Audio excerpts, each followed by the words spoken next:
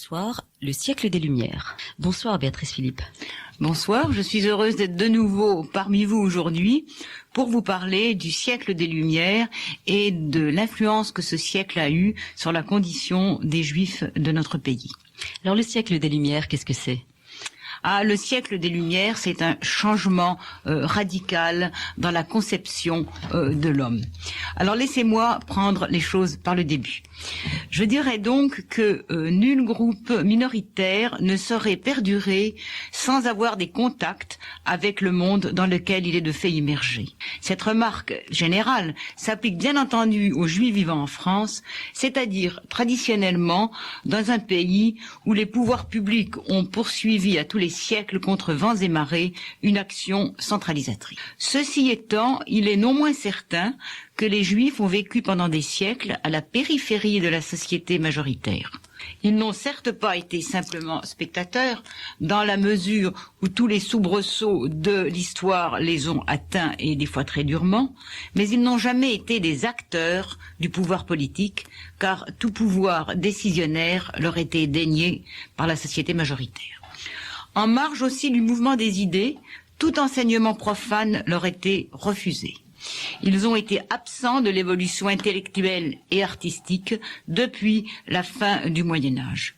Et en vérité, depuis la fin de cette époque, a existé un véritable ghetto spirituel et matériel. Or, j'en arrive au siècle des Lumières. À partir du milieu du XVIIIe siècle, cet état de choses va progressivement se modifier sous l'effet d'un ensemble de facteurs. Le premier de ces facteurs provient du monde extérieur. D'abord, l'État cherche à simplifier le mode de vie des Juifs, cherche à rendre un certain nombre d'aspects de leur vie moins choquantes en raison au regard de la conscience humaine. Les Juifs qui en somme avaient vécu pendant des siècles en France sans déranger vraiment les consciences. Il faut reconnaître du reste que l'immense majorité des Français n'avaient jamais vu un Juif en chair et en os. Vous vous rappelez, je l'ai dit l'autre fois, ils vivaient aux marges du royaume. Et ils les voyaient simplement comme le bourreau du Christ ou à la rigueur comme les descendants du peuple hébraïque. Tout à coup, les choses changent et on se rend compte qu'il y a des Juifs et que ces Juifs existent. Et ce mouvement est dû en grande partie aux philosophes. Les philosophes, bien sûr, ne sont pas tous les mêmes. Ils peuvent avoir de grands principes et de petits sentiments. Ils peuvent avoir hérité de préjugés dont la société était pétrie, préjugés qu'ils combattent, en tout cas en théorie. Ils peuvent aussi avoir des démêlés personnels qui peuvent obscurcir leur jugement. Les fausses notes ne vont pas manquer. Si l'histoire est un courant, si l'on admet que la personnalité des hommes n'est pas celle déterminante dans le processus politique, il faut reconnaître avec encore plus de vigueur que les erreurs, les mesquineries de tel ou de tel personnage ne doivent pas être l'arbre qui nous cache la forêt. Globalement, tous les philosophes ont lutté contre l'absolutisme et ont œuvré pour l'individu né bon selon eux, mais perverti par le système. En effet, à partir de 1750 à peu près, début de la rédaction de l'encyclopédie, une révolution intellectuelle se dessine en Europe occidentale et en France plus particulièrement. Son impact, lent au départ, va entraîner progressivement une modification de tout le système de pensée. En effet, durant des siècles, la société a été considérée comme figée dans un ordre voulu par Dieu lui-même, la foi étant perçue comme le fondement du monde et suffisante pour en expliquer les mystères et toutes les injustices. Or, pour une nouvelle génération d'hommes, ces principes simples vont être sujets à caution. Pour eux, les phénomènes de la nature doivent être soumis à l'observation, à l'analyse, au raisonnement, afin d'être compris. Le but poursuivi n'est plus celui de la rédemption, mais celui de la maîtrise de l'homme sur la nature, maîtrise qui doit permettre d'accéder à une meilleure compréhension des êtres et un bonheur plus grand. Dans la préface de l'encyclopédie, il est écrit « Le but est d'apporter quelque chose à l'homme l'homme étant le terme unique dont il faut partir et auquel il faut tout ramener. Alors, bien sûr, la formule un peu cliché, le bonheur est une idée nouvelle en Europe, correspond à un fait réel. Pour ces hommes, philosophes, naturalistes, économistes, historiens, eh bien, la poursuite du bonheur terrestre est une nécessité première. En dehors de toute considération métaphysique, l'individu est une fin en soi. Mais c'est le deuxième volet, il est lié aux autres hommes par un contrat, je dis bien un contrat, dont l'objectif est le bien-être de tous. L'humanité tout entière, par une meilleure connaissance, par des progrès économiques et sociaux constants, est en marche, du moins il le croit et l'optimisme fait vivre, vers un avenir radieux. Cet optimisme caractérise l'époque. Optimisme naïf peut-être, mais en tout état de cause sympathique. Alors, dans cette optique, il est évident que le sort de la minorité juive ne pouvait pas laisser indifférent.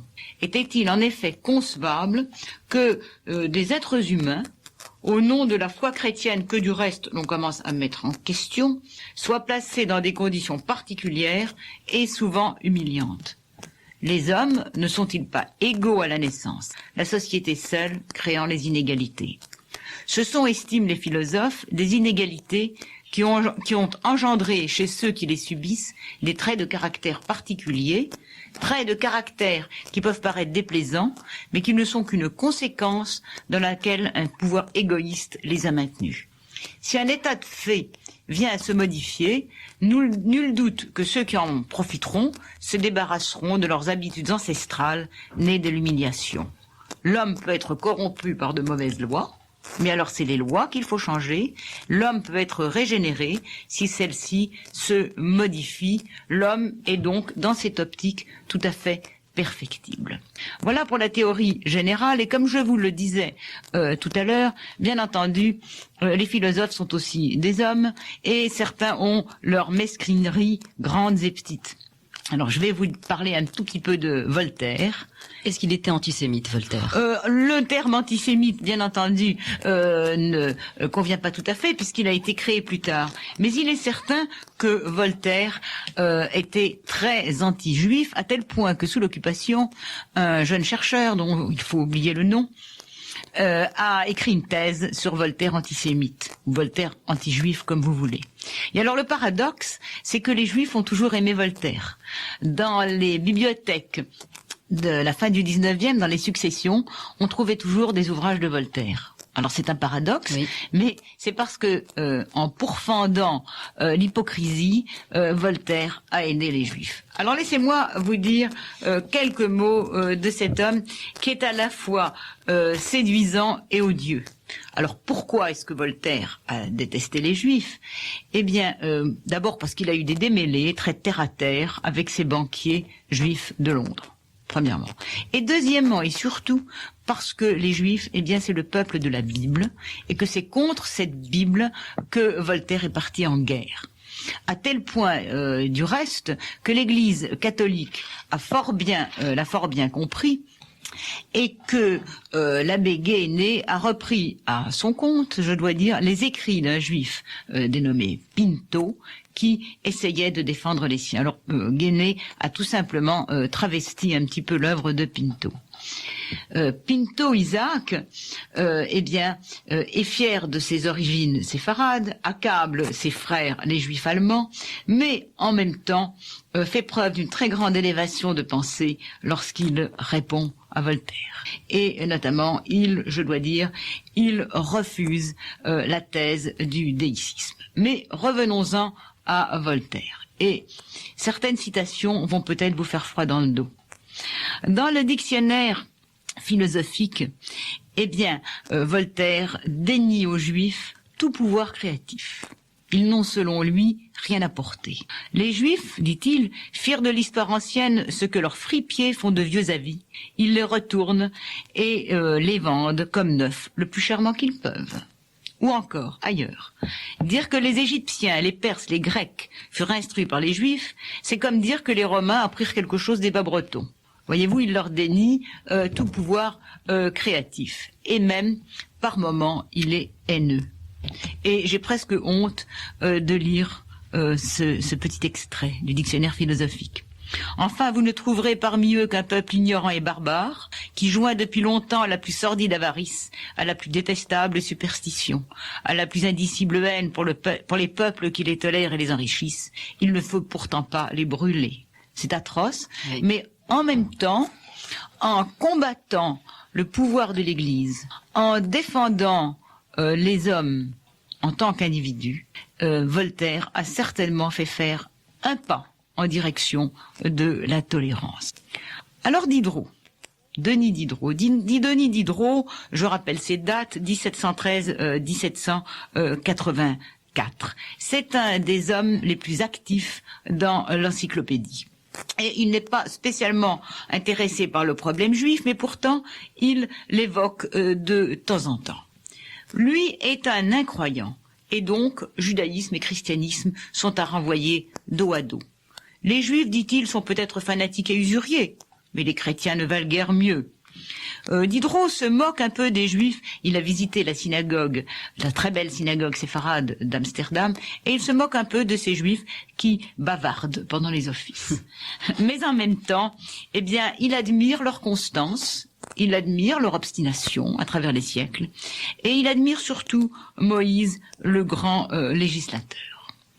Bon, faut-il évoquer Rousseau? Certains ont vu en lui le premier sioniste, tout simplement parce que, à un moment donné, dans les 1000, il dit qu'il n'écoutera les raisons des Juifs que lorsqu'ils auront un pays à eux. Car, dit-il, dans les pays où ils ont trouvé refuge, ils ne peuvent pas parler comme ils le veulent. Je crois que c'est là tirer un petit peu la couverture à soi, mais ce n'est pas probablement ce qu'il a voulu véritablement dire. Il ne rêvait pas d'un État politique sioniste. Mais lui aussi admire Moïse, et surtout, il se rend compte que toutes les croyances sont relatives. Et qu'il ne faut donc pas être un fanatique, qu'il faut admettre toutes les religions. Je dois dire que parmi tous ces hommes qui ont œuvré, qui ont fait quelque chose, une mention spéciale doit être accordée à Charles-Louis de Segondat, baron de la Brède et de Montesquieu, 1689-1755. A-t-il connu des Juifs à Bordeaux, d'où il est originaire? Je ne peux pas vous le dire. Mais lui, en tout cas, eh bien, dit des choses qui nous touchent profondément. Écoutons la lettre 46 des lettres persanes. C'est une lettre adressée, soi-disant, de Hupsek à Rédi. Vous savez que les Persans étaient une fiction pour faire passer ce qu'on voulait sans avoir peur de la censure. Je le cite. « Je vois ici des hommes qui se disputent sans fin sur la religion, mais il me semble qu'ils combattent en même temps à qui l'observera le moins. Non seulement ils ne sont pas meilleurs chrétiens, mais même pas meilleurs citoyens. Ce qui me touche, car dans quelque religion qu'on vive, l'observation des lois, l'amour pour les hommes, la piété pour les parents sont toujours les premiers actes de la religion. » Alors, juriste dans l'esprit des lois, il analyse les pseudo-tares des Juifs. Et dit-il, finalement, les Juifs n'ont jamais été que des victimes. Victimes des préjugés des grands, des préjugés du peuple, victimes de la cupidité des grands, qui sciemment les ont enfermés dans des métiers honnis. À ce propos, cet économiste qu'est Montesquieu se penche sur le problème du prêt-intérêt tant reproché aux Juifs. Prêt-intérêt peut être utile, dit-il, au développement de l'économie, car l'argent est indispensable. Et il l'a dit, les grands l'ont longtemps confié aux Juifs parce qu'ils savaient que comme cela, ils pouvaient mieux les pressurer. L'humanisme de Voltaire n'est ni grandiloquent ni misérabiliste. Il constitue une superbe leçon de tolérance et les propos qu'il place dans la bouche d'une jeune juive brûlée sur l'ordre de l'Inquisition gardent, hélas, au XXe siècle, un aspect d'actualité. Je cite. « Mais si vous ne voulez être chrétien, soyez au moins des hommes. Traitez-nous comme vous le feriez si, n'ayant que ces faibles lueurs de justice que la nature vous donne, vous n'aviez point une religion pour vous conduire et une révélation pour vous éclairer. Il faut que nous vous avertissions d'une chose, c'est que si quelqu'un dans la postérité ose jamais dire que dans les siècles où nous vivons, les peuples d'Europe étaient policés, on vous citera en exemple pour prouver qu'ils étaient barbares. Et l'idée que l'on aura de vous sera telle qu'elle flétrira votre siècle et portera la haine sur tous vos contemporains. Esprit des lois, livre 25, chapitre 13. En effet, si l'on brûle des Juifs, si l'on massacre des individus, quels qu'ils soient, et mon regard aujourd'hui particulièrement se porte vers les pays en guerre, si l'on massacre des gens au nom d'une race ou d'une religion, eh bien, le siècle est inhumain. Alors, les Juifs, et ce sera la seconde partie de ce petit cours, les Juifs ont-ils contribué à leur propre émancipation? Là, je me tourne vers l'Allemagne. Cette Allemagne où vivent dans des ghettos de nombreux Juifs, cette Allemagne qui au XVIIIe siècle est loin d'avoir réalisé son union administrative et politique. Or, dans ces cours princières, des Juifs isolés ont réussi à se hisser dans la faveur du prince et à obtenir pour eux et pour leurs proches des avantages substantiels. Ce sont les Juifs de cour et c'est dans leur petit cercle minuscule que va émerger ce mouvement que l'on appelle la Haskalah, c'est-à-dire la lumière du côté juif. Et notamment dans la ville de Berlin, autour d'un petit cercle de lettrés. Mais avant de parler du grand philosophe juif, Moses Mendelssohn, je voudrais dire quelques mots concernant son ami, le chrétien, Gotthold Ephraim Lessing, L-E-2-S-I-N-G, 1729-1781. Lessing, fils de pasteur, s'intéresse au théâtre. Et au théâtre bourgeois, c'est-à-dire au théâtre où on ne voit pas que des reines et des princesses, mais des gens comme vous et moi. Or, en 1750, il publie une pièce qui s'intitule « Les Juifs », qui provoque un gros scandale, car pour la première fois, ce sont des Juifs qui ont le beau rôle. 20 ans plus tard, cet homme qui aura lutté toute sa vie pour une meilleure compréhension entre les différents peuples, publie son testament moral, Nathan le Sage. C'est Nathan, un vieillard juif, qui symbolise dans la Jérusalem de Saladin la sagesse. Et c'est lui qui énonce la parabole des 3 anneaux, c'est-à-dire qui résume la pensée de l'auteur. Le thème est simple, chacun des 3 anneaux est la copie parfaite d'un original, mais chaque propriétaire prétend détenir la vérité. Or, qui détient la vérité? Nul ne le sait.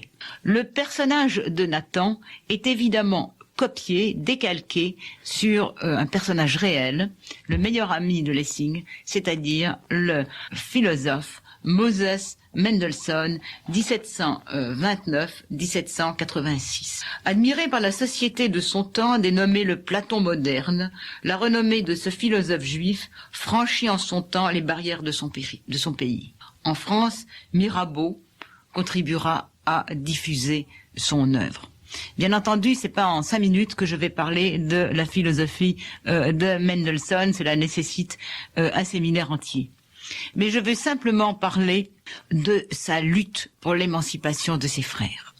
Apparemment, rien ne destinait ce petit homme timide, contrefait, à atteindre une renommée brillante. Fils d'un modeste scribe de Dessau, il serait plutôt, a priori, l'incarnation de la misère juive. Rien, si ce n'est son intelligence, qui lui permet d'acquérir, lui, le pauvre homme, une culture universelle. Car Mendelssohn savait tout. Il avait tout appris. Il connaissait tout. Alors, comment va-t-il employer son savoir? Aux Juifs, il va conseiller de participer au développement de la société dans laquelle ils sont immergés. Il les exhorte à sortir d'un isolement desséchant, à aborder la culture universelle. Et l'outil pour cela va être la connaissance de la langue vernaculaire, c'est-à-dire de l'allemand. Et c'est pour cette raison qu'il entreprend la traduction du Pentateuque et des psaumes en langue allemande, mais en caractère hébraïque. Car, dit-il, les Juifs doivent parler 2 langues, la langue profane, c'est la langue du pays dans lequel ils vivent, et l'hébreu, la langue sacrée. Ils doivent donc bannir toutes les langues dites juives. Eh bien, poursuivant son œuvre de modernisation et soutenu par des membres de l'élite juive berlinoise, il ouvre une école à Berlin où pour la première fois, les enfants juifs seront instruits dans les matières juives, mais aussi dans les matières profanes. Cette école aura de nombreuses émules en Allemagne par la suite. Mais le discours du philosophe s'adresse aussi à l'entourage chrétien.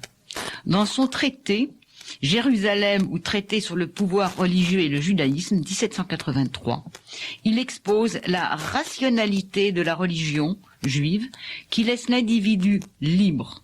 La religion est un choix personnel qui dépend du libre arbitre de chacun. Elle ne saurait interférer dans la vie publique. Ainsi, il sépare très nettement le religieux du profane. Vous êtes juif à la synagogue et dans tout ce qui ne concerne pas la religion stricte, vous êtes un homme, on ne dit pas encore aux citoyens.